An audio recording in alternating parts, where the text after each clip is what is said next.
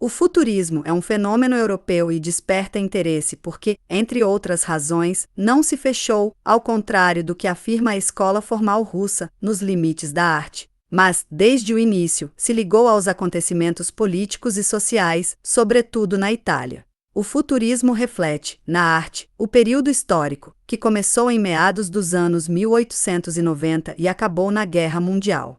A sociedade capitalista conheceu 2 decênios de ascensão econômica sem precedente, que derrubou velhos conceitos de riqueza e de poder, elaborou novos padrões, novos critérios do possível e do impossível, e impulsionou o povo a novos actos ousados. O movimento social, ao mesmo tempo, vivia, oficialmente, segundo o automatismo da véspera. A paz armada, com as indolências da diplomacia, o oco sistema parlamentar, a política interna e externa baseadas num sistema de válvulas de segurança e de freios. Tudo isso pesava, duramente, sobre a poesia, quando o ar, carregado de eletricidade acumulada, pronunciava a iminência de grandes explosões. O futurismo deu o sinal premonitório na arte.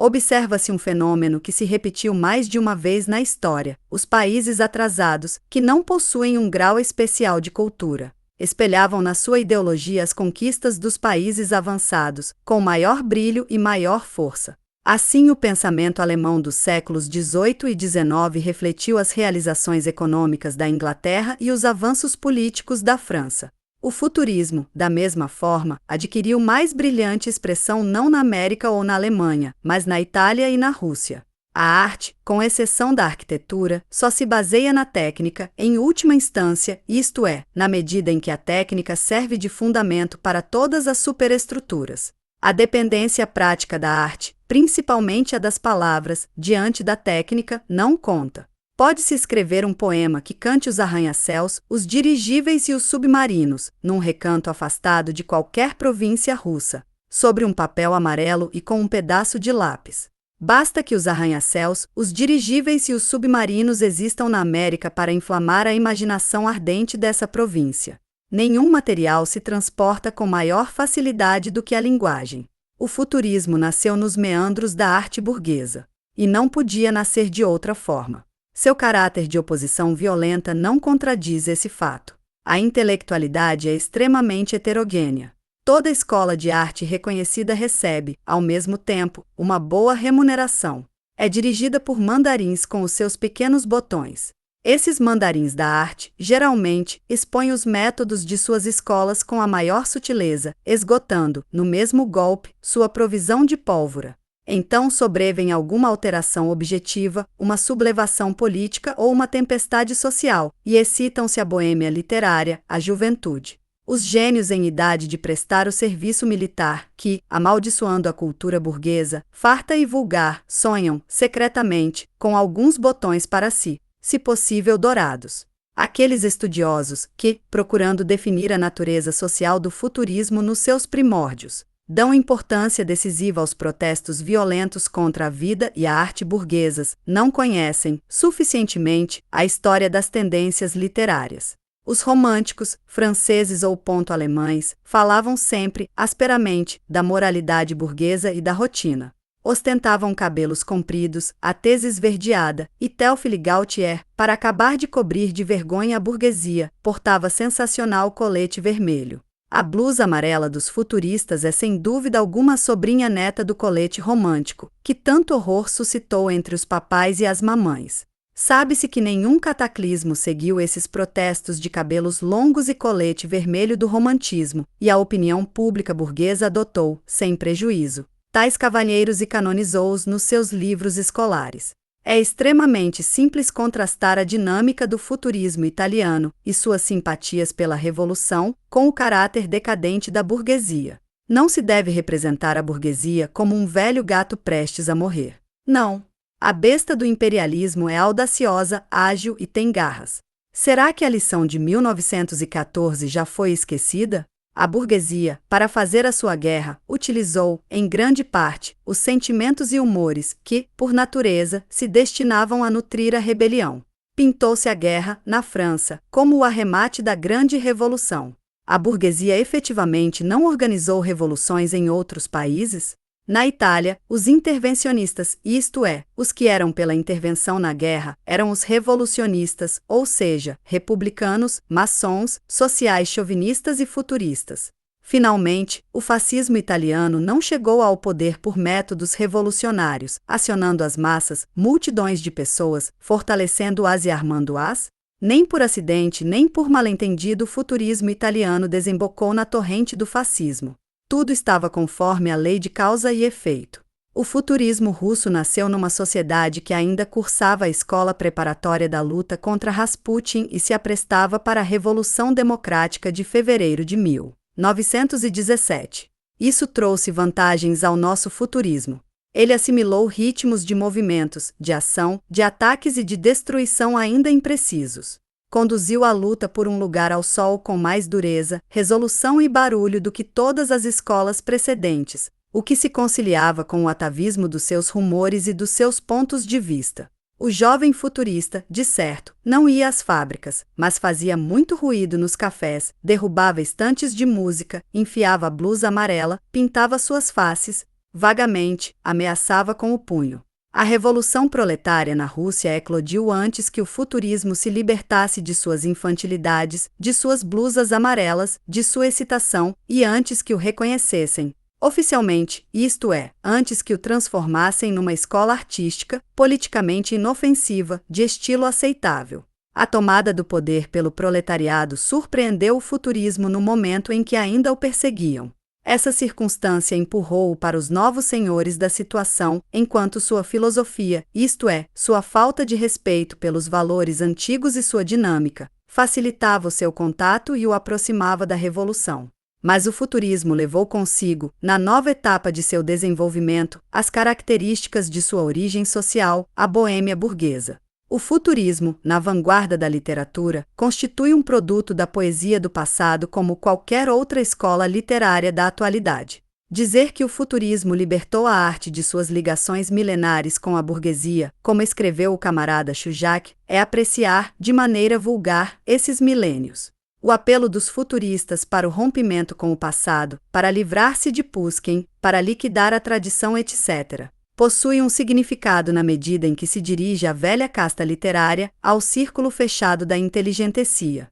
O apelo, em outros tempos, só tem sentido na medida em que os futuristas procuram cortar o cordão umbilical que os liga aos pontífices da tradição literária burguesa. Esse apelo, entretanto, torna-se um disparate evidente tão logo o dirigem ao proletariado. A classe operária não rompe e não pode romper com a tradição literária, porque não se encontra presa, de modo algum, a essa tradição. A classe operária não conhece a velha literatura. Deve ainda familiarizar-se com ela, dominar Pushkin, absorvê-lo e, assim, superá-lo. A ruptura dos futuristas com o passado representa, sobretudo, uma tempestade no mundo fechado da inteligentecia, que se ergueu sobre Pushkin, Fé, Tchutchev, Brюсов, Bauman e Bloch, que são passivos, não porque uma veneração supersticiosa pelas formas do passado a infectasse, mas porque ela não tem nada em si que exija novas formas. Simplesmente nada tem a dizer. Repete sentimentos antigos com palavras novas. Os futuristas agiram bem quando com ela romperam. Mas não é preciso transformar essa ruptura numa lei de desenvolvimento universal. Na exagerada recusa do passado pelos futuristas não se esconde um ponto de vista do operário revolucionário, mas o niilismo do boêmio. Nós, marxistas, vivemos com as tradições. Nem por isso deixamos de ser revolucionários. Estudamos e guardamos vivas as tradições da Comuna de Paris, mesmo antes de nossa primeira revolução.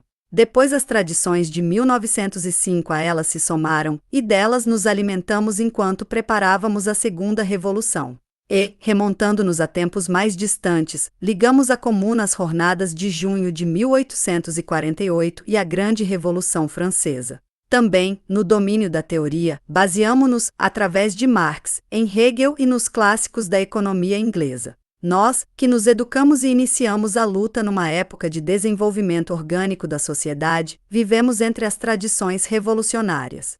Mais de uma tendência literária nasceu às nossas vistas, declarou impiedosa guerra ao espírito burguês e olhou-nos de soslaio. Assim o vento como gira em torvelinhos, dentro dos seus próprios círculos, esses revolucionários literários, destruidores de tradições, reencontraram sempre os caminhos da academia. A Revolução de Outubro parecia a inteligentecia, inclusive a sua esquerda literária, como a destruição total do mundo conhecido, esse mesmo mundo com o qual ela de vez em quando rompia, buscando criar novas escolas e ao qual, invariavelmente, retornava. Para nós, ao contrário, a Revolução encarnava uma tradição familiar, assimilada, abandonando um mundo que, teoricamente, rejeitávamos e, na prática, minamos, penetraríamos em outro, com o qual nos familiarizamos, pela tradição e pela imaginação. O tipo psicológico do comunista, homem político revolucionário, opõe-se, nisso, ao do futurista, revolucionário inovador da forma. Eis a fonte dos mal-entendidos que nos separam. O mal não reside na negação, pelo futurismo, das santas tradições da inteligentecia. Reside, ao contrário, no fato de que o futurismo não se sente integrado na tradição revolucionária. O futurismo caiu logo que entramos na revolução. A situação não é tão desesperada. O futurismo não retornará aos seus círculos porque eles não existem mais. E essa circunstância, não sem significação, dá ao futurismo a possibilidade de um renascimento, de entrar na nova arte, não como a tendência determinante, mas como um dos seus componentes importantes.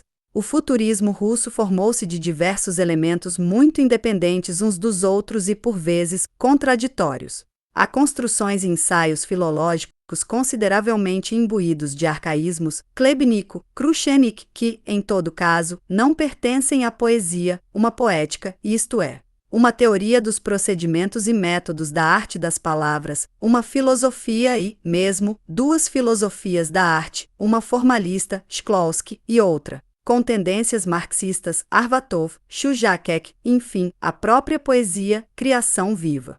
Não consideramos a insolência literária como um elemento independente. Ela geralmente se combina com um desses elementos fundamentais. Quando Krušenik diz que sílabas desprovidas de sentido, dir, bu, til, contém mais poesia do que todo Pushkin, ou qualquer coisa parecida, isso se encontra meio caminho entre a poética filológica e, me perdoem, a insolência de mau gosto. A ideia de Krušenik, sob uma mais sóbria forma, significa que a orquestração do verso na chave do dir, bu, til convém mais à estrutura da língua russa e ao espírito de seus sons do que a orquestração de Pushkin, inconscientemente influenciado pelo idioma francês. É evidente, quer seja justo ou não, que dir, bu, til não constituem um extrato de obra futurista, assim realmente não há nada a comparar. Talvez alguém escreva poemas nessa chave musical e filológica que se tornem superiores aos de Pushkin. Mas temos de esperar. A criação de palavras de Klebnico e de Krušenik está, igualmente, fora da arte poética. É uma filologia de caráter duvidoso, em parte fonética, mas de nenhum modo poesia. A língua certamente vive e se desenvolve, criando palavras dela mesma e eliminando as antigas. Ela o faz, entretanto, de modo muito cauteloso, calculado, de acordo com as suas estritas necessidades. Toda grande época nova impulsiona a linguagem. Esta absorve, precipitadamente, enorme número de neologismos e depois procede a uma espécie de registro, rejeitando tudo o que é supérfluo e estranho. A fabricação, por Klebnico ou Krušenik, de 10 ou 100 novas palavras, derivadas de raízes existentes, pode despertar certo interesse filológico. Pode, numa certa e muito pequena medida, facilitar o desenvolvimento do idioma e, mesmo, da linguagem poética. Anunciar um período no qual a evolução da fala se dirigirá mais conscientemente. Esse mesmo trabalho, subsidiário para a arte, está fora da poesia. Não existe razão alguma para cair-se num estado de êxtase piedoso aos sons dessa poesia suprarracional, que se assemelha a exercícios e escalas musicais de virtuosidade verbal, úteis talvez nos cadernos dos alunos, mas totalmente impróprios para o concerto. Tentar, em todo caso, substituir a poesia pelos exercícios da super-razão acabaria por estrangular a poesia.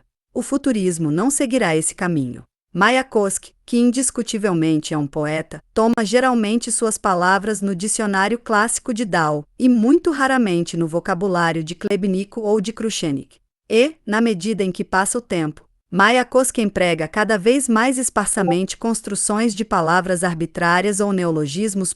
Os problemas levantados pelos teóricos do grupo Lev a respeito da arte e da indústria das máquinas, da arte que não embeleza a vida, mas a modela, da influência sobre o desenvolvimento da linguagem e a formação sistemática de palavras da biomecânica como educação das atividades do homem no sentido de maior racionalidade, e por conseguinte de maior beleza, são todos problemas extremamente importantes e interessantes na perspectiva da edificação de uma cultura socialista. Lev, infelizmente, colore a discussão desses problemas com um sectarismo utópico, mesmo quando definem, corretamente, a tendência geral do desenvolvimento ou da vida. Os teóricos daquele grupo antecipam a história e opõem o seu esquema ou sua receita ao que existe. Eles não dispõem, assim, de nenhuma ponte para o futuro. Lembram os anarquistas que, antecipando a ausência de governo no futuro, opõem seus esquemas à política, aos parlamentos e a diversas outras realidades, que o atual barco do Estado deve, evidentemente, jogar, na sua imaginação, pelas amuradas. Eles, na prática, enterram o nariz antes de libertar o rabo. Mayakovsky prova, com versos complicados e rimados, o caráter supérfluo do verso e da rima, e promete escrever fórmulas matemáticas, embora haja matemáticos para essa tarefa. Quando Meyerhold, experimentador apaixonado, o furioso Vissarion Bielinski do teatro, produz em cena movimentos semirrítmicos, os quais ensinou a atores muito fracos no diálogo, e chama isso de biomecânica, o resultado é um aborto. Precipitar o que só pode desenvolver-se como parte integrante do futuro, e materializar apressadamente essa antecipação parcial, no presente estado de miséria, diante das luzes mortiças da ribalta, apenas dá a impressão de diletantismo provinciano. E não existe nada mais hostil à nova arte do que o provincianismo e o diletantismo. A nova arquitetura constituir-se-á de dois elementos, um novo problema e uma nova técnica de utilização dos materiais, em parte novos, em parte antigos. O novo problema não será a construção de um templo, de um castelo ou de um hotel particular, mas sobretudo de uma casa popular, de um hotel popular, de um domicílio, de uma casa coletiva, de uma escola de grandes dimensões. A situação econômica do país, no momento em que a arquitetura estiver prestes a resolver seus problemas, determinará a utilização dos materiais. Arrancar ao futuro a construção arquitetônica implica um ato arbitrário, mais ou menos inteligente e individual. E um novo estilo não pode associar-se ao arbítrio individual. Os próprios escritores de Lev sublinham corretamente que um estilo novo se desenvolve onde a indústria mecânica serve às necessidades do consumidor impessoal. O aparelho telefônico é um exemplo de novo estilo. Os vagões-leito, as escadas, os elevadores e as estações do metrô, reis, indiscutivelmente, os elementos de um novo estilo, assim como as pontes metálicas, os mercados cobertos, os arranha-céus e os guindastes. Assim, fora de um problema prático e de um trabalho sério para resolvê-lo, não se pode criar um novo estilo arquitetônico. A tentativa de criar tal estilo, deduzindo-o da natureza do proletariado, de seu coletivismo, de seu ativismo, de seu ateísmo, etc., não passa do mais puro idealismo e só exprime o ego de seu autor, um alegorismo arbitrário e sempre o mesmo velho diletantismo provinciano. O erro de Lev, ou pelo menos de alguns de seus teóricos, aparece-nos sob a sua forma mais generalizada, quando exigem, num ultimato, a fusão da arte com a vida. Não é preciso demonstrar que a separação da arte dos outros aspectos da vida social resulta da estrutura de classe da sociedade. A sua autossuficiência, como se ela se bastasse a si mesma, constitui o reverso da medalha, da transformação da arte em propriedade das classes privilegiadas. A evolução da arte, no futuro, seguirá o caminho de uma crescente fusão com a vida, isto é, com a produção, com as festividades populares e com a vida coletiva. É bom que Lev o compreenda e o exponha, mas não apresentando a arte do presente um ultimato a curto prazo, como fazem ao dizerem, deixai o vosso ofício e fundi-vos com a vida. Os poetas, os pintores, os escultores, os atores deveriam, então, parar de refletir, de representar, de escrever poemas, de pintar quadros, de talhar esculturas, de exprimir-se diante da ribalta e introduzir sua arte diretamente na vida. Como? Onde? Por que portas? É preciso, seguramente, aplaudir toda tentativa de incrementar, tanto quanto possível, o ritmo, o som e a cor nas festividades populares, nos comícios e nas manifestações. Que se tenha ao menos, porém, um pouco de imaginação histórica para compreender que mais de uma geração virá e desaparecerá entre a pobreza econômica e cultural dos dias de hoje e o momento em que a arte se fundirá com a vida, isto é, quando a vida enriquecerá em proporções tais que se modelará inteiramente na arte. Para o bem ou para o mal, a arte como profissão subsistirá por muito tempo ainda, servindo de instrumento da educação artística e social das massas, de seu prazer estético. E isso ocorrerá não somente com a pintura e a poesia lírica, mas também com o romance, a comédia, a tragédia, a escultura, a sinfonia. Rejeitar a arte como forma de descrever e de imaginar o conhecimento, porque se opõe à arte burguesa contemplativa e impressionista dos últimos decênios, significa arrebatar às mãos da classe que construiu uma nova sociedade uma ferramenta da maior importância. A arte, dizem-nos, não é um espelho, mas um martelo. Ela não reflete, modela. Ensina-se o manejo do martelo com o auxílio do espelho, de uma película sensível que registra todas as etapas do movimento. A fotografia e a cinematografia, graças à sua força descritiva, tornam-se instrumentos poderosos de educação no domínio do trabalho. Se não se pode dispensar o espelho, mesmo para barbear-se, como construir ou reconstruir sua vida sem o espelho da literatura? Ninguém, certamente, pede a nova literatura que tenha a impassibilidade de um espelho. Quanto mais profunda a literatura, quanto mais imbuída do desejo de modelar a vida, tanto mais, dinâmica e significativamente, poderá pintar a vida. Que significa recusar as experiências, ou seja, recusar a psicologia individual na literatura e no teatro? Eis um protesto tardio e de há muito desusado da ala esquerda da inteligentsia contra o realismo passivo de Chekhov e o simbolismo sonhador. Se as experiências de Tio Vânia perderam um pouco do seu brilho, e isso, infelizmente, ocorreu, também é certo que ele não é o único a possuir um mundo interior. De que modo, sobre que bases e em nome de que arte se pode voltar as costas ao mundo interior do homem de hoje que construiu um mundo exterior e, assim, se reconstruiu a si mesmo? Se a arte não ajudasse esse novo homem a educar-se, a fortificar-se e a aperfeiçoar-se, para que então serviria? E como pode organizar o mundo interior se não o penetra e não o reproduz? Aqui o futurismo repete somente suas próprias ladainhas que, agora, estão completamente superadas.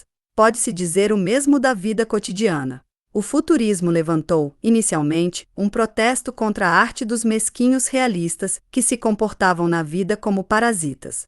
A literatura estava sufocada e tornava-se estúpida no pequeno mundo estagnado do advogado do estudante, da mulher amorosa, do funcionário público, do Sr. Peredonov e de seus sentimentos, de suas alegrias e de suas dores. Deve-se, porém, levar o protesto contra os que vivem como parasitas ao ponto de separar a literatura das condições e das formas da vida humana?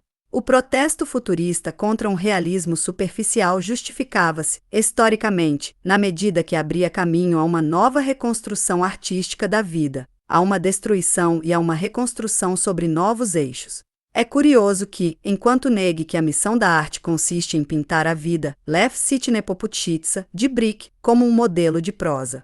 Que é essa obra senão um quadro da vida cotidiana, na forma de uma crônica quase comunista? O mal não reside no fato de que os comunistas ali não apareçam mansos como cordeiros ou duros como o aço, mas no fato de que, entre o autor e o meio vulgar que ele descreve, não se percebe um mínimo de perspectiva.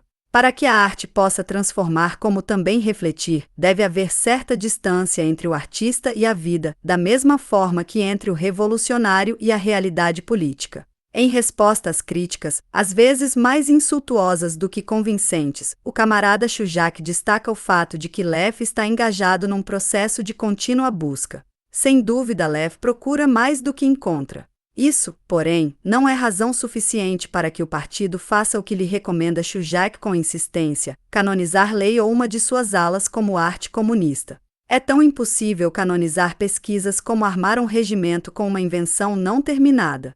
Significa isso que Lev se encontra num falso caminho e que nada temos a fazer com esse movimento? Não. Não se trata de que o partido tenha ideias definidas e fixas sobre as questões da arte do futuro, que um certo grupo sabotaria. Não é esse o caso. O partido não tem e não pode ter decisões prontas sobre a versificação, a evolução do teatro, a renovação da linguagem literária, o estilo arquitetônico, etc. Assim como, nos outros setores, não tem nem pode ter decisões prontas sobre o melhor adubo, a mais correta organização dos transportes ou as metralhadoras mais perfeitas. No que concerne a metralhadoras, transportes e adubos, decisões práticas, imediatamente, se impõem. Que faz então o partido?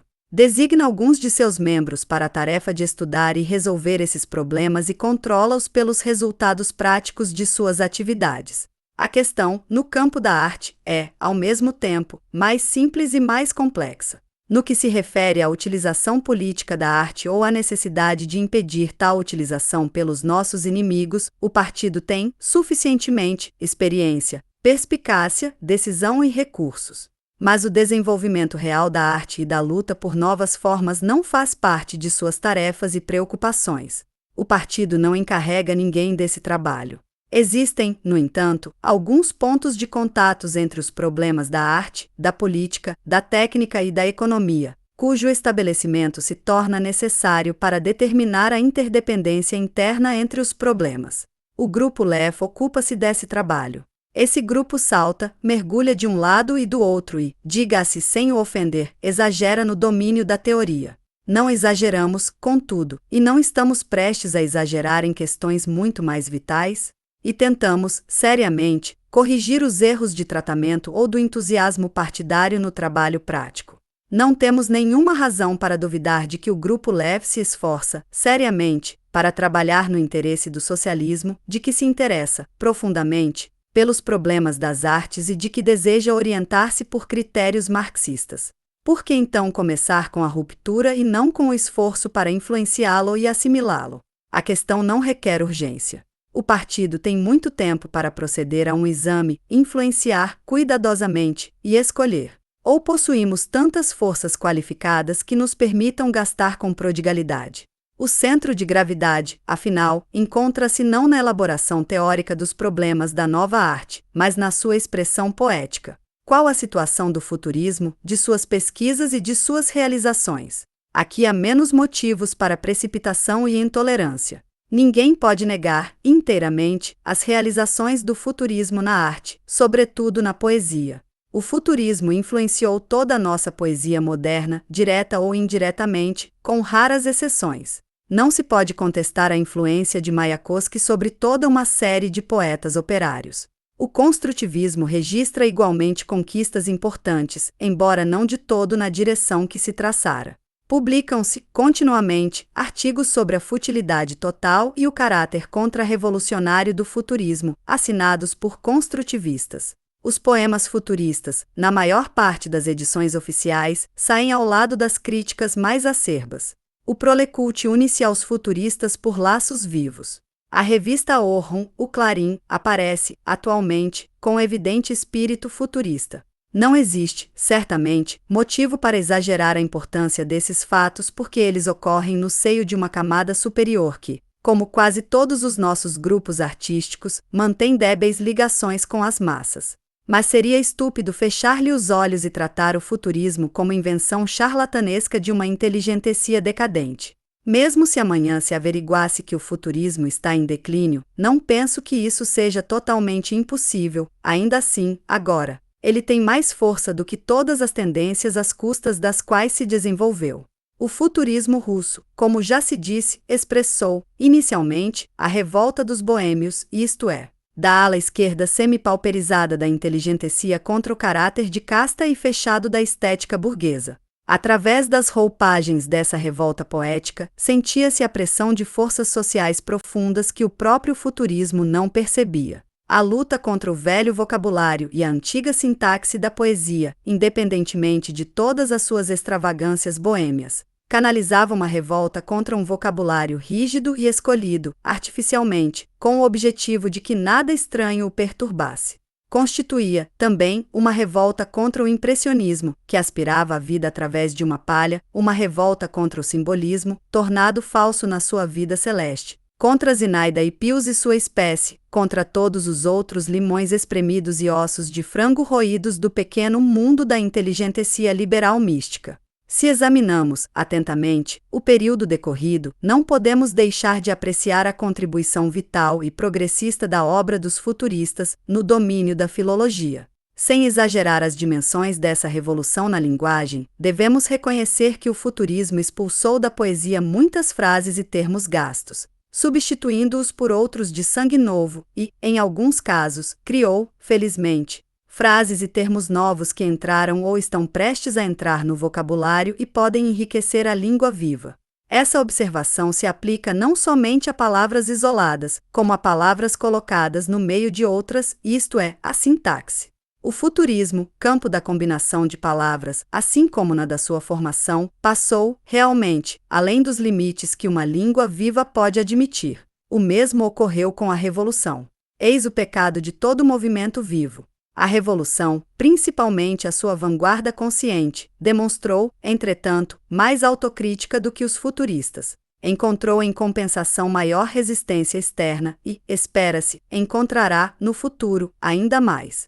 Os exageros desaparecerão e o trabalho essencialmente purificador e verdadeiramente revolucionário que se realiza na linguagem poética permanecerá. Deve-se, igualmente, reconhecer ou apreciar o trabalho criador e benéfico do futurismo quanto ao ritmo e à rima. Os indiferentes ou aqueles que simplesmente toleram esses assuntos porque os nossos antepassados nos legaram podem considerar todas as inovações dos futuristas como problema, vinfadonhos que exigem muita atenção. A esse propósito, pode-se levantar a questão sobre se, afinal, o ritmo e a rima são necessários. O próprio Mayakovsky, curiosamente, prova, de vez em quando, e com versos de rimas muito complexas, que a rima supérflua é necessária. Um enfoque puramente lógico destrói a questão da forma artística. Ora, não se deve julgá-la com o raciocínio que não vai além da lógica formal, mas com o espírito que admite o irracional, enquanto vivo e fundamental à vida. A poesia é matéria mais emocional do que racional e a psicologia humana, que absorveu os ritmos biológicos. Os ritmos e as combinações rítmicas ligados ao trabalho social busca exprimi-los, sob forma idealizada, nos sons, nos cantos e nas palavras artísticas. Enquanto houver tal necessidade, as rimas e ritmos futuristas, mais flexíveis, mais audaciosos e mais variados, constituem uma conquista segura e válida. E a sua influência já ultrapassou os grupos puramente futuristas. As conquistas do futurismo, na orquestração do verso, são totalmente indiscutíveis. Não se deve esquecer que o som de uma palavra representa o acompanhamento acústico do sentido. Se os futuristas pecaram e pecam ainda na sua preferência quase monstruosa pelo som contra o sentido, trata-se somente de um entusiasmo, da doença infantil do esquerdismo. E se deve rejeitar como delírio de uma nova escola poética que sentiu de um modo novo e com ouvido agudo o som em oposição à rotina cansativa das palavras. A maioria esmagadora dos operários hoje não se interessa certamente por essas questões. A maior parte da vanguarda da classe operária, com tarefas mais urgentes, está igualmente muito ocupada. Mas há amanhã. E esse amanhã exigirá uma atitude mais atenta e mais precisa, mais sábia e mais artística diante da linguagem como um instrumento fundamental da cultura. Não somente diante da linguagem de verso como da linguagem da prosa, particularmente da prosa. Uma palavra nunca encerra, precisamente, um conceito com toda a significação concreta com que o homem concebe em cada caso. Uma palavra, por outro lado, possui um som e uma forma não só para o nosso ouvido e para os nossos olhos, mas também para a nossa lógica e nossa imaginação. O pensamento só terá possibilidade de tornar-se mais preciso através de cuidadosa seleção de palavras, isto é, depois de pesá-las de todos os modos, o que significa também do ponto de vista da acústica, e combiná-las da maneira mais expressiva. Não convém, nesse terreno, proceder às cegas. Fazem-se necessários instrumentos micrométricos. A rotina, a tradição, o hábito e a negligência devem dar lugar a um trabalho sistemático em profundidade. O futurismo, no seu melhor aspecto, traduz um protesto contra a atividade empírica, ao acaso, que forma poderosa escola literária e tem representantes muito influentes em todos os campos. numa obra ainda inédita do camarada Gorlov, que, a meu ver, descreve erroneamente a origem internacional do futurismo. Viola a perspectiva histórica e o identifica com a poesia proletária, resumem-se as realizações daquela escola de maneira conscienciosa e sistemática. Gorlov destaca, corretamente, que a revolução futurista na forma, nascida de uma rebelião contra a antiga estética, reflete, no plano da teoria, a revolta contra a vida estagnada e fétida que produziu aquela estética. Essa vida também provocou em Mayakovsky, o maior poeta do futurismo, e nos seus amigos mais íntimos, uma revolta contra a ordem social que engendrou essa vida e essa estética repulsivas. Eis porque esses poetas estão, organicamente, ligados a outubro. O esquema de Gorlov é correto. Terá, porém, que se precisar e se definir ainda mais. É verdade que novas palavras e novas combinações de palavras, novas rimas e novos ritmos tornaram-se necessários, porque o futurismo, com a sua concepção do mundo, reagrupou acontecimentos e fatos, estabeleceu novas relações entre eles e as descobriu para si mesmo. O futurismo é contra o misticismo, a deificação passiva da natureza, a preguiça aristocrática ou de qualquer outra espécie, contra o devaneio e as lamúrias. É pela técnica, pela organização.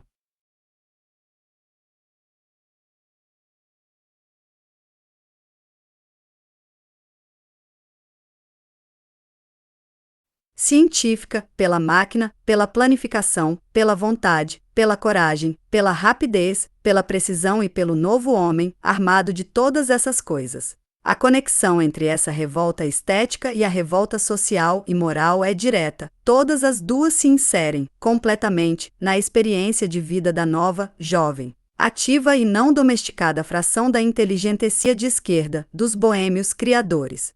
A rebeldia contra o caráter limitado e contra a vulgaridade da antiga vida criou um novo estilo artístico como um meio de escape, um meio de liquidá-la. Em diferentes combinações e sobre diferentes bases históricas, vimos a rebeldia da inteligentsia produzir mais um novo estilo. E terminava sempre assim. Mas, desta vez, a revolução proletária apanhou o futurismo num certo estágio de seu crescimento e empurrou-o para a frente. Os futuristas tornaram-se comunistas. E, pelo mesmo ato, entraram na esfera dos problemas e das relações mais profundas, que transcendem os limites de seu próprio pequeno mundo, ainda não elaborado, organicamente, no seu espírito. Por isso, os futuristas, inclusive Mayakovsky, são mais fracos, no plano da arte, aí onde aparecem melhor como comunistas. A causa não está tanto na sua origem social quanto no seu passado espiritual. Os poetas futuristas não dominaram, suficientemente, os elementos da concepção e da atitude mundial do comunismo, para dar-lhes expressão orgânica por meio de palavras. Essa concepção e essa atitude, por assim dizer, não lhes entraram no sangue. Daí porque, frequentemente, marcham para derrotas artísticas e psicológicas, com pompas e muito barulho por nada. O futurismo, nas suas obras revolucionárias mais extravagantes, torna-se estilização. O jovem poeta Bizimensky, que tanto deve a Mayakovsky, dá todavia uma expressão realmente verdadeira aos pontos de vista dos comunistas. Bizimensky ainda não se formara como poeta quando veio o comunismo. Ele nasceu, espiritualmente, no comunismo. Pode-se alegar, e alegou-se muitas vezes, que mesmo a doutrina e o programa proletários foram criados por membros da burguesia e da inteligentsia democrática.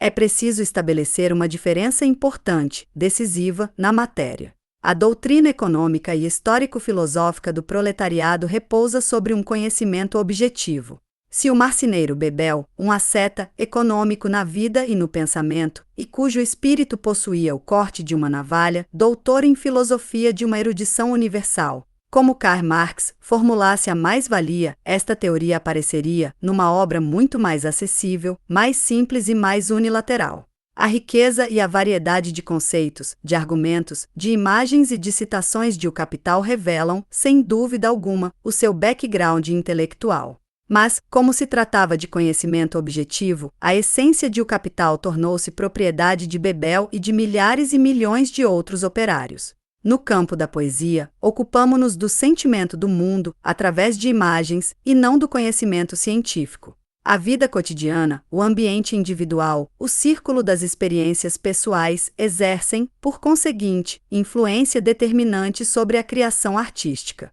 Remodelar o mundo dos sentimentos, absorvidos desde a infância, num plano científico, é o mais difícil trabalho interior. Nem todo mundo é capaz de fazê-lo. Daí porque, no mundo, existem muitas pessoas que pensam como revolucionários e sentem como filisteus. E percebemos, na poesia futurista, mesmo na parte que se entregou inteiramente à revolução, um revolucionarismo mais boêmio que proletário. Mayakovsky é um grande talento, ou, como definiu Bloch, um imenso talento. É capaz de apresentar as coisas que sempre vemos de tal modo que parecem novas. Maneja as palavras e o dicionário como um audacioso mestre, que trabalha de acordo com suas próprias leis e sem considerar se seu trabalho de artesão agrada ou desagrada. Muitas de suas imagens, frases e expressões entraram na literatura e nela permanecerão, por muito tempo, se não para sempre. Ele possui suas próprias construções, suas próprias imagens, seu próprio ritmo e sua própria rima. O objetivo artístico de Mayakovsky revela-se, sempre, significativo e, às vezes, grandioso. O poeta introduz, no seu próprio domínio, a guerra e a revolução, o céu e o inferno. Mayakovsky é hostil ao misticismo, a todo tipo de hipocrisia, à exploração do homem pelo homem. Suas simpatias se voltam totalmente para o operário combatente. Ele não pretende transformar-se no sacerdote da arte ou, pelo menos, num sacerdote dos princípios. Está pronto, pelo contrário, a colocar a sua arte inteiramente a serviço da revolução. Mas nesse grande talento, ou mais exatamente em toda a personalidade criadora de Mayakovsky, não se encontra a harmonia necessária entre os seus componentes, nenhum equilíbrio, nem mesmo dinâmico. Mayakovsky manifesta a sua maior fraqueza onde precisaria ter o senso de proporções e a capacidade de autocrítica. Era mais natural para Mayakovsky do que para qualquer outro poeta russo aceitar a revolução porque ela se ajustava a todo o seu desenvolvimento. Numerosos caminhos conduzem a inteligentsia à revolução, nem todos levam até ao fim, e por conseguinte importa definir e apreciar mais exatamente a orientação pessoal de Mayakovsky. Existe o caminho da poesia mujik, seguido pela inteligência e pelos caprichosos companheiros de viagem, já falamos deles. Há o caminho dos místicos, que buscam outra música mais elevada, a Bloch, e o caminho do grupo mudança de direção e daqueles que se reconciliaram simplesmente conosco, Chakapskaya, Chagnin. E também existe o caminho dos racionalistas e dos ecléticos, Briusov, Gorodetsky e Chagnin, novamente. Há numerosas outras vias, mas não podemos apontar todas elas. Mayakovsky veio pelo caminho mais curto, o dos boêmios rebeldes perseguidos. A revolução, para Mayakovsky, serviu como verdadeira experiência, real e profunda. Estourou com trovões e relâmpagos sobre as mesmas coisas que Mayakovsky odiava à sua maneira e com as quais não se reconciliara. Nisso reside a sua força. O individualismo revolucionário de Mayakovsky desembocou, entusiasticamente, na revolução proletária, mas não se confundiu com ela. Seus sentimentos subconscientes pela cidade, pela natureza e pelo mundo inteiro não são os do operário, mas os do boêmio. A lâmpada calva da rua que levanta as meias compridas na rua, esta impressionante imagem, extremamente característica de Mayakovsky, esclarece mais sobre a natureza boêmia e urbana do poeta do que qualquer outra consideração. O tom impudente e cínico de muitas imagens, principalmente do primeiro período do poeta, traz visivelmente a marca do cabaré artístico, do café e de tudo o que a ele se associa. Mayakovsky aproxima-se mais do caráter dinâmico da revolução e de sua rude coragem do que do caráter coletivo de seu heroísmo, de suas ações e de suas experiências. Assim como o grego antigo era antropomorfo, pensava ingenuamente que as forças da natureza se assemelhavam a ele, o nosso poeta é maiacomorfo e povoa, com a sua personalidade, os lugares, as ruas e os campos da revolução. Tocam-se os extremos. A universalização de seu próprio ego apaga, em certa medida, os limites da personalidade e aproxima o homem da coletividade que está na extremidade oposta. Isso, porém, só é verdadeiro em certa medida. A arrogância individualista e boêmia, contrastando não com a humildade, que ninguém exige, mas com o tato e o senso da medida indispensável, corre através de tudo o que escreveu Mayakovsky. Sente-se, várias vezes, uma tensão extraordinariamente alta nas suas obras, mas nem sempre acompanhada de força. O poeta evidencia-se muito. Concede bem pouca independência aos acontecimentos e aos fatos. Não é a revolução que luta contra os obstáculos, e sim, ele, Mayakovsky, que realiza proezas atléticas na arena das palavras. Produz verdadeiros milagres, mas, ao preço de esforços heróicos, de quando em quando levanta halteres notoriamente ocos. Mayakovsky, a cada passo, fala de si mesmo, tanto na primeira quanto na terceira pessoa, como indivíduo ou dissolvendo-se na humanidade. Quando quer elevar o homem, ergue-o até Mayakovsky. Assume atitude completamente familiar diante dos maiores acontecimentos da história. É o que há de menos suportável e de mais perigoso na sua obra. Não se pode falar, no seu caso, de coturnos ou de pernas de pau. São, para ele, suportes ridiculamente pequenos. Mayakovsky tem um pé sobre o Monte Branco e o outro sobre o Elbrus. Sua voz abafa a do trovão.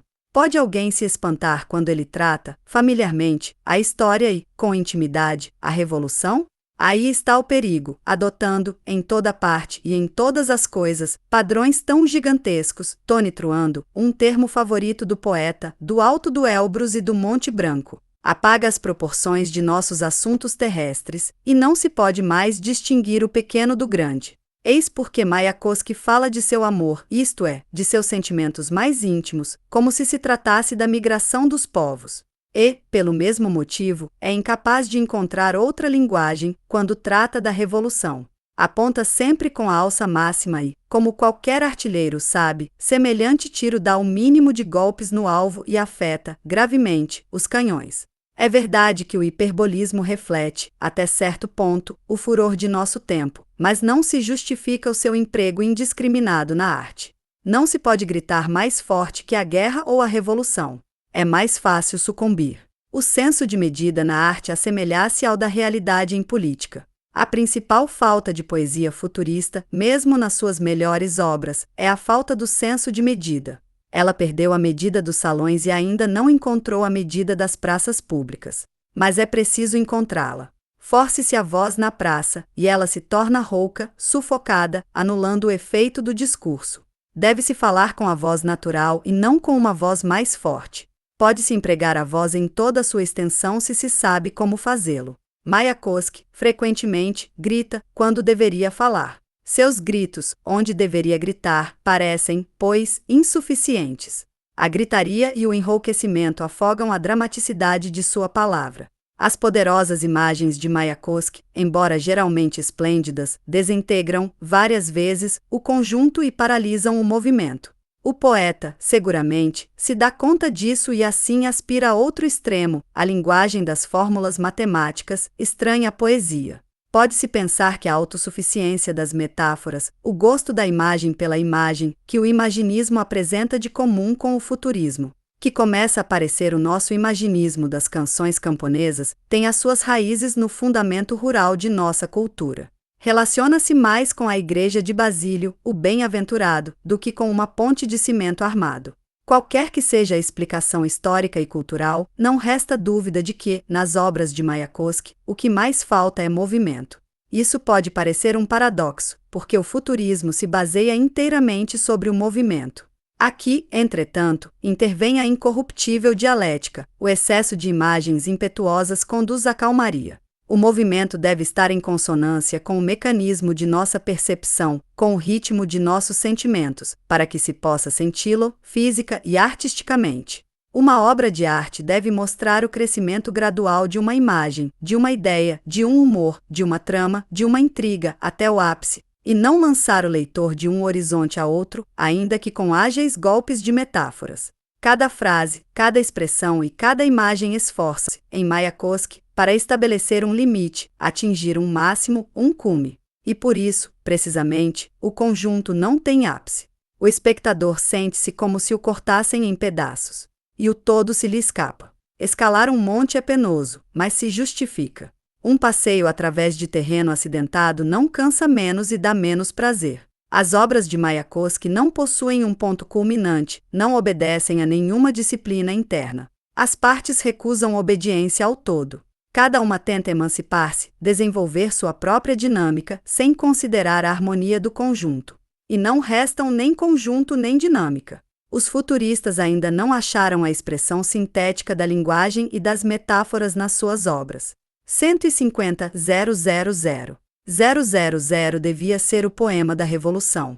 Mas não o é. A obra, grande na sua intenção, está minada pela fraqueza e pelos defeitos do futurismo. O autor queria escrever uma epopeia do sofrimento das massas, do seu heroísmo, a epopeia da revolução impessoal dos 150 milhões de Ivans. E não assinou: ninguém é o autor de meu poema. Essa impessoalidade convencional nada modifica. O poema, de fato, continua profundamente pessoal, individualista, e isso, essencialmente, no mau sentido dos termos. O poema contém muito de arbitrário e de gratuito. Imagens como Wilson nadando na gordura, todo habitante em Chicago tem ao menos o título de general, Wilson não se empanturra, engorda, sua barriga cresce aos poucos, etc. Essas imagens, aparentemente simples e grosseiras, não são de todo populares e, em todo caso, não pertencem às massas de hoje. O operário, ao menos aquele que lerá o poema de Mayakovsky, viu a fotografia de Wilson. Wilson é magro, embora acreditemos que absorva suficientemente proteínas e gorduras. O operário, igualmente, leu Upton Sinclair e sabe que, em Chicago, existem, além dos generais, trabalhadores em matadouros. Sente-se, a despeito de seu hiperbolismo tonitruante, nessas imagens gratuitas e primitivas, certo ceceio semelhante àquele que os adultos usam com as crianças. Que transparece nessas imagens, não provém da exuberante imaginação popular, mas da asneira boêmia. Wilson tem uma escada. Se começas a subi-la, quando jovem, atingirás o seu alto ao envelheceres. Ivan ataca Wilson no Campeonato Mundial da Luta das Classes. Wilson possui pistolas de 4 bocas e um sabre com 60 dentes de serra, mas Ivan tem uma só mão, pois a outra enfiou na sua cintura. Ivan, sem armas, a mão na cintura, contra o infiel armado de pistolas, é um tema russo muito velho. Não estamos diante de Lia Muromets? A menos que este não seja Ivan, o bobo, que avança descalço contra a infernal maquinaria alemã. Wilson fere-o com o sabre, fere-o 4 vezes. Mas o homem ferido, subitamente, se levanta. E assim por diante. Como estão deslocadas e são particularmente frívolas essas baladas primitivas e esses contos de fada, transplantados para Chicago industrial e aplicados à luta de classes. Tudo isso se pretendia titânico. É de fato atletismo. Atletismo duvidoso, que maneja pesos ocos. O campeonato mundial de luta de classe, onde está a autocrítica? Um campeonato é um espetáculo para feriados, onde, frequentemente, se usam truques e combinações. Nem a imagem nem o termo, portanto, convém aqui. A luta titânica de 150 milhões de homens resultou numa paródia de lenda e num match de circo. A paródia não é intencional, mas isso nada justifica. As imagens, que a nada visam, ou seja, aquelas que não se formam interiormente, devoram a ideia sem deixar traços e a malbaratam, tanto no plano artístico como no plano político. Por que Ivan, contra pistolas e sabres, conserva a mão na cintura? Por que tal desprezo pela técnica? Ivan, certamente, está menos armado do que Wilson. Mas é precisamente por isso que deve servir-se de suas 2 mãos. E, se não cai por terra, é porque, em Chicago, não só existem generais, mas também operários que, em grande parte, são contra Wilson e a favor de Ivan. O poema não o mostra. Procurando obter uma imagem aparentemente monumental, o autor destrói sua verdadeira essência. Às pressas e de passagem, isto é, uma vez mais sem motivo, o autor divide o mundo inteiro em 2 classes. De uma parte, Wilson, nadando na gordura, com arminhos, castores, com grandes corpos celestes e, de outra, Ivan, com blusões e milhões de estrelas da Via Láctea. Para os castores, as pequenas frases dos decadentes do mundo inteiro. Para os blusões, a frase de bronze dos futuristas. Ainda que o poema seja expressivo e possua algumas frases fortes, apropriadas, metáforas brilhantes, ele, infelizmente, não possui, na verdade, nenhuma frase de bronze para os blusões. Por falta de talento? Não. Por falta de uma imagem da revolução, forjada pelos nervos e pelo cérebro, de uma imagem à qual a expressão se subordinasse. O autor joga como um atleta, apanhando e lançando cada vez uma diferente imagem. Acabaremos contigo, mundo romântico, ameaça Mayakovsky. Bem, é preciso, com efeito, pôr fim ao romantismo de Oblomov e de Karataev. Mas como? Ele é velho, mate-o e faça um cinzeiro do seu crânio. Aí não existe romantismo? E do mais negativo, crânios servindo de cinzeiros não são cômodos nem higiênicos. E afinal essa selvageria não tem sentido. O poeta deve estar embebido de romantismo para fazer semelhante emprego dos ossos de um crânio. Ele, em todo caso, não trabalhou nem unificou as suas imagens. Roubai a riqueza de todos os mundos. É nesse tom familiar que Mayakovsky fala do socialismo. Mas roubar significa agir como ladrão. Esta palavra se ajusta, portanto, quando se trata da expropriação da terra e das fábricas pela sociedade. Está, notavelmente, deslocada. O autor usa tais vulgaridades para ombrear-se com o socialismo e a revolução. Quando dá tapas nas costas, familiarmente, dos 150 milhões de Ivans, ele não eleva o poeta a dimensões titânicas, mas reduz Ivan a somente 1/8 de página. A familiaridade não exprime a profunda intimidade, pois várias vezes apenas evidencia a inconstância política ou moral. Laços sérios e profundos com a revolução excluem o tom familiar. Engendrariam o que os alemães denominam o patético da distância. O poema contém frases fortes, imagens audaciosas e expressões apropriadas. O Requiem triunfal da paz final é talvez a parte mais poderosa. Mas, na realidade, uma falta de movimento interior domina o conjunto. As contradições não se esclarecem para, em seguida, se resolverem. Eis um poema sobre a revolução ao qual falta movimento. As imagens, que vivem isoladamente, chocam-se e titubeiam. Sua hostilidade não decorre da matéria histórica, mas do desajuste interior com a filosofia revolucionária da vida. Quando, portanto, se chega ao fim do poema, não sem dificuldade, disse que o poeta, se usasse um pouco de precaução e autocrítica, poderia ter escrito uma grande obra. Talvez esses defeitos fundamentais não decorram das qualidades pessoais de Mayakovsky, mas devido ao fato de que ele trabalha num mundo fechado. Nada é tão adverso à autocrítica e à precaução que a vida de cenáculo. As peças satíricas de Mayakovsky, igualmente, não conseguem penetrar a essência das coisas e suas relações. Sua sátira é picante e superficial. Um caricaturista, para dizer alguma coisa, deve possuir mais que o domínio do lápis. Ele deve conhecer, como seu bolso, o mundo que desmascara. Saltykov conhecia bem a burocracia e a nobreza.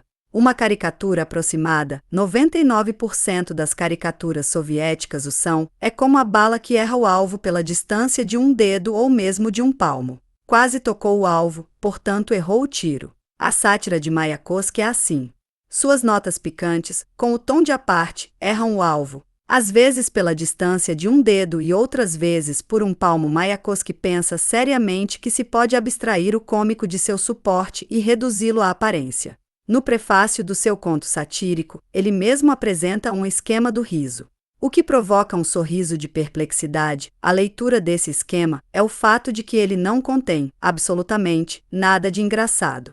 E se alguém apresenta-se um esquema melhor do que o de Mayakovsky, ainda subsistiria a diferença entre o riso provocado por uma sátira que acerta o alvo daquele que resulta de uma cócega verbal. Mayakovsky ergueu-se da boemia, que o impulsionou, para verdadeiras obras de criação.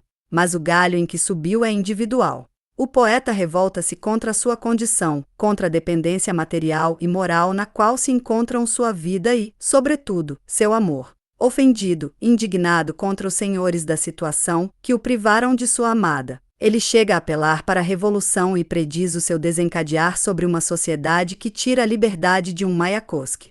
A Nuvem de Calças, poema de um amor infeliz, é, artisticamente, sua obra mais significativa, a mais audaciosa e a mais prometedora como criação.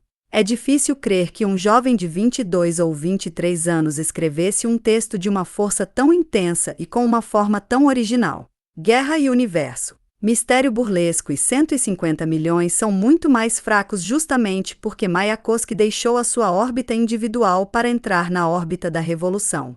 Pode-se louvar o seu esforço porque não existe de fato outro caminho para ele. A esse propósito retorna ao tema do amor pessoal, mas está alguns passos atrás da nuvem, e não à frente. Só uma ampliação do campo de conhecimento e um aprofundamento do conteúdo artístico podem manter o equilíbrio num plano muito mais elevado. Não se deve esquecer, porém, que mudar de direção e enveredar, conscientemente, por um novo caminho é uma coisa muito difícil. A técnica de Mayakovsky, nos últimos tempos, apurou-se, incontestavelmente, mas também se tornou mais estereotipada. Mistério burlesco e 150 milhões contém, ao lado de frases grandiosas, fraquezas fatais, mais ou menos compensadas pela retórica e por alguns passos de dança na corda verbal. A qualidade orgânica, a sinceridade, o grito interior que sentimos em A Nuvem não existem mais. Mayakovsky repete-se, dizem alguns. Mayakovsky virou poeta oficial, exultam maldosamente outros. Será verdade? Não nos apressamos a fazer profecias pessimistas. Mayakovsky não é mais um adolescente, certo, mas é um jovem ainda. Isso nos autoriza a não fechar os olhos sobre as dificuldades que se encontram no seu caminho. Ele não reencontrará a espontaneidade criadora que brota como vivo manancial em A Nuvem. Não há motivo, entretanto, para lamentar. A espontaneidade juvenil, geralmente, cede lugar, na maturidade, a um domínio de si mesmo, que consiste não só num sólido conhecimento da língua, mas também numa larga visão da vida e da história, de uma compreensão profunda do mecanismo da vida coletiva e das forças individuais, das ideias, dos temperamentos e das paixões. Esse domínio não combina com o diletantismo social, a gritaria, a falta de respeito por si próprio, a fanfarronada enfadonha ou a brincadeira de gênios, que fazem truques e malabarismos nos cafés da inteligentecia. Se a crise do poeta, porque crise existe, se resolve por sábio discernimento, que diferencia o particular do geral, então o historiador da literatura dirá que Mistério Burlesco e 150 milhões só marcaram uma baixa de tensão inevitável e temporária na curva de uma estrada que continua a subir. Desejamos, sinceramente, que Mayakovsky dê razão ao historiador do futuro. Quando se quebra um braço ou uma perna, os ossos, os tendões, os músculos, as artérias, os nervos e a pele não se rompem segundo uma só linha, da mesma forma que não se colam novamente e saram ao mesmo tempo. Quando se produz uma fratura revolucionária na vida da sociedade, não existe simultaneidade nem simetria de processo, quer na ideologia social, quer na estrutura econômica. As premissas ideológicas, necessárias à revolução, formam-se antes do seu rompimento, enquanto as suas mais importantes consequências ideológicas só aparecem muito tempo depois. Seria, por conseguinte, falta de seriedade estabelecer, baseando-se em analogias e comparações formais, um tipo de identidade entre futurismo e comunismo e deduzir daí que o futurismo é a arte do proletariado. Devemos rejeitar tais pretensões. Isso não significa desprezo pelas obras dos futuristas. Elas constituem marcos necessários à formação de uma nova ponto e grande literatura, da qual compõem apenas um episódio significativo na sua evolução. Basta, para convencer disso, abordar-se a questão, mais concretamente, no plano histórico. À crítica de que as suas obras são inacessíveis às massas, os futuristas respondem que o Capital, de Marx, também o é. Mas não têm razão. Ainda faltam às massas, evidentemente, cultura e formação estética, às quais elas só lentamente se elevarão. Esta representa apenas uma das causas pelas quais o futurismo lhes permanece inacessível. A outra, o futurismo, nos seus métodos e nas suas formas, leva, claramente, as marcas deste mundo ou, melhor, deste pequeno mundo, em que nasceu e do qual pela lógica das coisas, psicologicamente e não logicamente, hoje ainda não saiu. É tão difícil separar o futurismo de sua hipótese intelectual, como a forma do conteúdo. Se isso acontecesse, o futurismo sofreria uma transformação qualitativa tão profunda que não mais seria futurismo. E acontecerá, mas não amanhã. Mesmo agora se pode assegurar, todavia, que muito no futurismo terá grande utilidade e poderá servir para um renascimento da arte, com a condição de que aprenda a manter-se sobre as suas pernas, sem tentar impor-se por decreto governamental, como quis fazer no início da Revolução. As novas formas devem encontrar, por si mesmas e com independência, acesso à consciência dos elementos avançados da classe operária, na medida em que estes, culturalmente, se desenvolvam.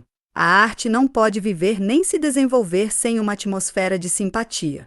É por essa via, não por outra, que se desdobra um processo complexo de mútuas relações. A elevação do nível cultural da classe operária ajudará e influenciará esses inovadores que realmente têm alguma coisa a dizer. A afetação, inevitável quando reinam os conciliábulos, desaparecerá e os germes vivos produzirão formas novas que permitam resolver os novos problemas artísticos. Essa evolução supõe, antes de tudo, a acumulação de bens culturais, o aumento do bem-estar e o desenvolvimento da técnica. Não existe outro caminho. Não se pode pensar, seriamente, que a história conservará as obras dos futuristas para servir, depois de muitos anos, às massas então amadurecidas. Isso seria o mais puro passadismo. Quando chegar essa época, que não virá imediatamente e na qual a educação estética e cultural das massas trabalhadoras suprimirá o abismo entre a inteligência criadora e o povo, a arte apresentará um aspecto diferente do de hoje. O futurismo, nesse processo, aparecerá como um elo indispensável. Isso é pouca coisa.